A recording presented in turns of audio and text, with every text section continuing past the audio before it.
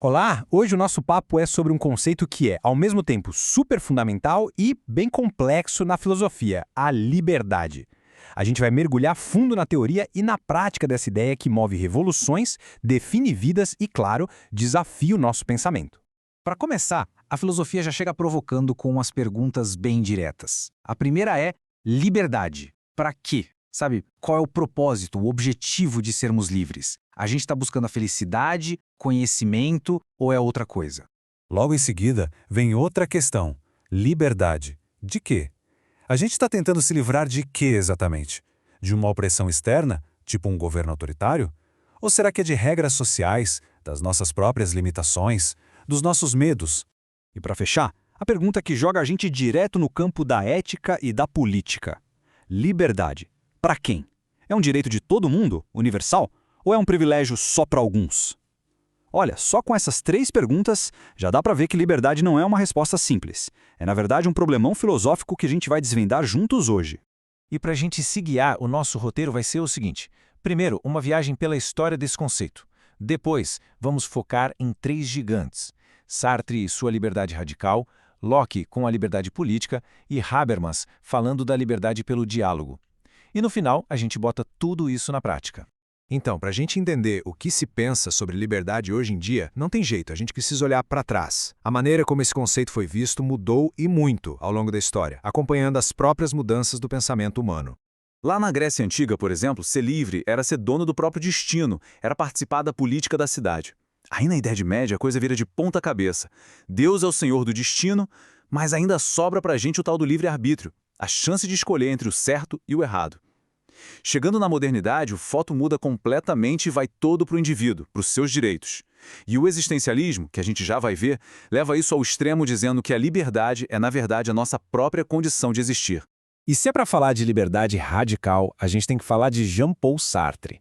Esse filósofo francês pegou a ideia de liberdade e, nossa, levou para um outro patamar, colocando uma responsabilidade gigantesca nas costas de cada um de nós. O ponto de partida de Sartre é uma frase que parece estranha de primeira. A existência precede a essência. O que isso quer dizer? Pensa assim, um martelo. Antes dele existir, alguém pensou na sua função, na sua essência, que é martelar. Com o ser humano, Sartre diz que é o inverso. A gente primeiro existe. A gente é jogado no mundo sem um propósito, sem uma função, e só depois, com as nossas escolhas, as nossas ações, é que a gente se define. Não vem com um manual de instrução, sabe? Não tem um destino traçado por Deus ou pela natureza. E essa citação do Sartre aqui resume tudo de forma brilhante. A nossa identidade não é uma coisa que a gente acha, que a gente descobre. É algo que a gente constrói. Nós somos a soma das nossas ações. Somos um projeto que nunca fica pronto. E o arquiteto somos nós. As consequências disso são, uau, imensas. E dão até um frio na barriga.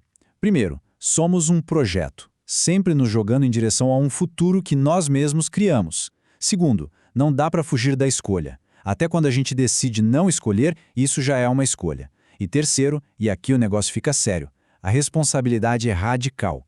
Para Sartre, quando eu escolho algo para mim, não estou escolhendo só por mim. Eu estou, na verdade, propondo um modelo de ser humano para o mundo inteiro.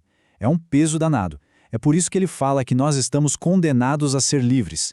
Ok, vamos sair um pouco dessa liberdade interna, existencial, e pensar na liberdade em conjunto, na liberdade política.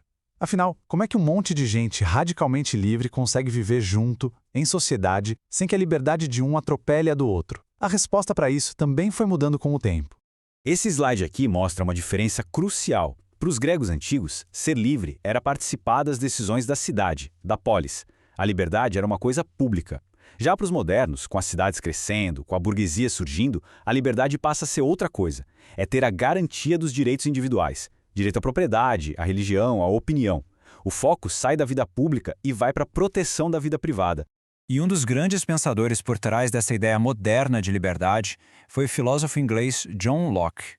Para ele, a grande questão era: como a gente organiza a sociedade para que as pessoas possam conviver de forma livre e segura, protegendo o que é delas por natureza?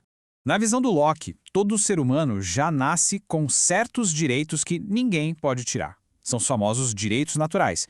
E são três, basicamente: o direito à vida, a liberdade e a propriedade, que para ele era o resultado do nosso trabalho. Tá, então, se todo mundo tem esses direitos, como é que a gente garante que eles vão ser respeitados? já que, nem todo mundo joga limpo. É aí que o Locke propõe a ideia do contrato social. As pessoas de livre e espontânea vontade concordam em abrir mão de uma partezinha da sua liberdade, tipo o direito de fazer justiça com as próprias mãos, e entregam esse poder para um governo. E qual a principal função desse governo? Justamente proteger os direitos naturais de todo mundo. Dando um salto para um pensamento mais recente, a gente encontra o filósofo alemão Jürgen Habermas. E ele traz uma visão de liberdade que depende fundamentalmente da nossa capacidade de conversar, de debater as coisas de forma racional. Para o Habermas, uma decisão política só é legítima de verdade se ela nasce de um grande debate público em que todo mundo que vai ser afetado por ela possa participar. A liberdade aqui não está só em ir lá e votar, está em todo o processo de discussão, de argumentação que acontece antes. A ideia é que a força do melhor argumento vença, garantindo uma democracia mais justa e que inclua todo mundo. Certo. Vimos um monte de teoria, né? Agora, bora ver como esses conceitos todos sobre liberdade aparecem na prática. Vamos analisar algumas questões do Enem para sacar como essas ideias são cobradas e aplicadas no mundo real. Nessa primeira questão, o tema é o papel da ética. A resposta certa diz que é propor modelos de conduta fundados na justiça, na liberdade e na diversidade humana. E faz todo sentido, né? O papel da ética não é criar regrinhas para cada grupinho ou só punir. É buscar princípios mais amplos ou universais para a gente conseguir ter uma convivência boa e respeitosa. Agora, uma questão sobre Locke. A chave aqui é entender o que cada cidadão precisa fazer para viver em sociedade. A resposta é concordar com as normas estabelecidas. É exatamente isso. É a essência do contrato social. A gente concorda em seguir as leis em troca da proteção dos nossos direitos. É um pacto. E continuando em Locke, a pergunta agora é sobre a origem do governo.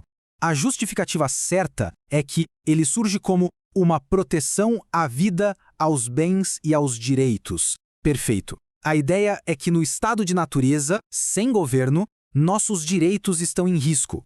Então a gente cria o Estado para ele ser tipo um guardião desses direitos. Para fechar, Habermas. A inclusão social na democracia depende do quê? A resposta correta? Do debate livre e racional entre cidadãos e Estado. Isso resume perfeitamente a democracia deliberativa dele. Não é só votar, é preciso que as decisões venham de uma discussão pública, aberta e racional para todo mundo. E por último, aquela frase famosa do Sartre: o homem está condenado a ser livre. O que isso quer dizer, afinal? Bom, significa que a gente não tem a opção de não escolher. A liberdade é uma condenação, um peso, porque junto com ela vem a responsabilidade total por quem nós somos e pelo mundo que a gente ajuda a construir. Até na pior situação possível, ainda nos resta a liberdade de escolher como vamos reagir àquilo. Depois dessa viagem toda, vamos voltar àquela pergunta lá do comecinho. Com tudo isso que a gente viu, será que liberdade é só fazer o que dá na telha? A filosofia nos mostra que a resposta é muito mais profunda. Liberdade não é só a ausência de correntes. É uma soma. É escolha consciente, mais responsabilidade ética por essas escolhas, mais participação política na construção do mundo em que a gente vive. No fim das contas, a liberdade é o próprio fundamento da nossa condição humana.